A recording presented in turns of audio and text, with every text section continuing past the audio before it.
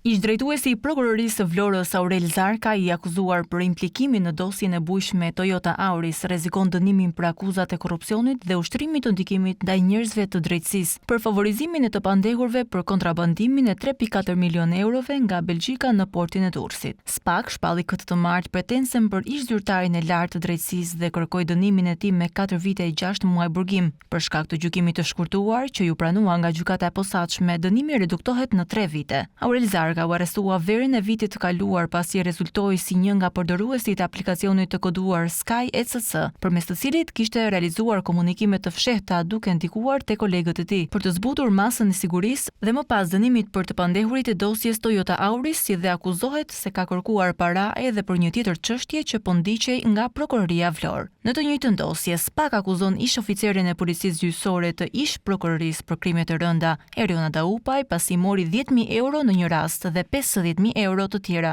në një rast të dytë, për t'u dhënë drejtuesve të prokurorisë së Tiranës me qëllim që ata të ndikonin në gjykat për favorizimin e të pandehurve të dosjes Toyota. Daupaj dhe 2 të pandehurit e tjerë, avokati Radovan Çela dhe biznesmeni Astrid Vladi, po gjykohen në procese të tjera. SPAK ndërkohë ka veçuar një çështje dhe po vijon hetimet lidhur me zyrtar të drejtësisë të dyshuar për përfshirje në episode korrupsioni.